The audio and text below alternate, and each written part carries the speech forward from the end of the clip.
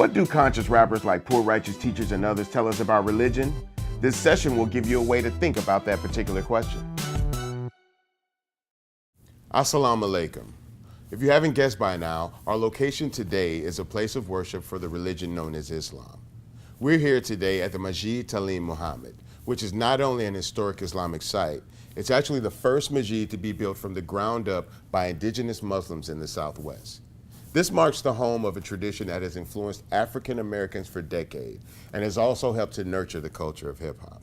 Now we're going to talk a bit more about that, and we're also going to make sure and give you a few examples of how the Nation of Islam, as well as the 5% Nation, has represented itself in hip hop and how hip hop has represented these traditions. Now we've discussed some of the history of these two traditions, but now we want to talk about the history of their connection to the hip hop culture. Let's talk a bit about how these traditions have been represented in hip hop symbols.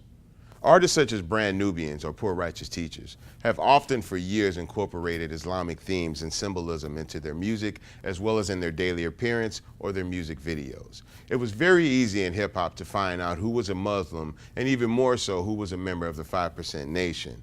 Most of them carried the symbol of the 5% Nation, which was the star inside the crescent, on their kufis or either on necklaces or to some points jewelry.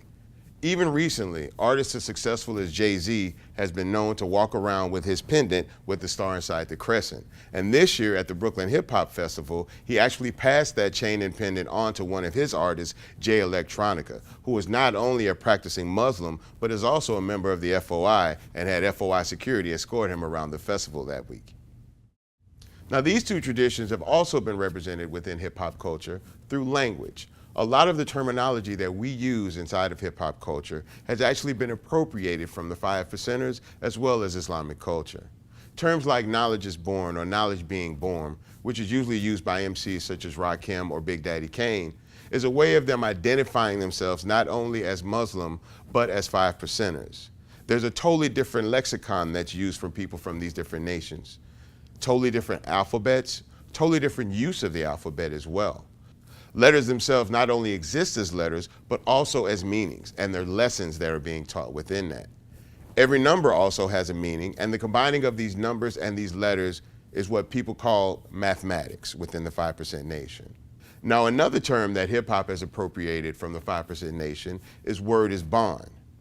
Word is bond is a statement that people make when they want people to know that what they're saying is an actual fact and true to belief. The 5% Nation would use this term word is bond when they would build with each other. Now building between 5%ers is basically going back and forth talking about different tenets or different lessons that they've learned and applied to their everyday life. Muslims who would hear these different lessons from their brothers would acknowledge their lessons by saying word is bond. Saying word is bond meant that they understood where their brother was coming from, and even in certain terms meant that they had been through what their brother had been through. There's a huge list of terminology that hip hop has appropriated, and we'll try to make some of that terminology available for you in the Backstage Pass. Hip hop culture also advocates conversation into these two traditions. Now, primarily the conversation is between hip hop and the 5% Nation. What started as something that was locally practiced on the streets of New York was spread throughout the country and also around the world by hip hop artists who not only advocated the religion, but practiced it. Different practicing musicians would try to incorporate different themes from the nation into their music. Now, for a lot of Muslims, there was always an issue about combining music with praise, and hip hop artists have had to walk that line. Artists like Freeway, who have already made their pilgrimage to Mecca and is a very strong practicing Muslim, has always talked about how difficult it is for him to be as devout as he would like to be while being seen by his elders as somewhat non-traditional in his practices. But one thing's for sure, hip hop has always stood tall with our Muslim counterparts.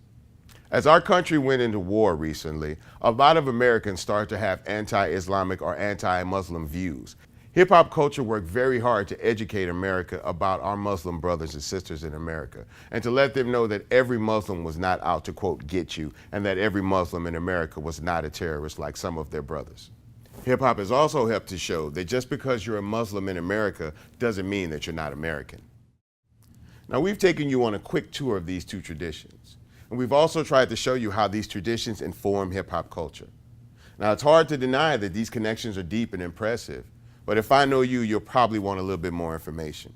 That's not a problem. You already know what you need to do. Go to the bonus reel to check out more of this conversation. And for those of you out there that like more information on the Majid Talim Muhammad, we've made that available for you as well in the Backstage Pass.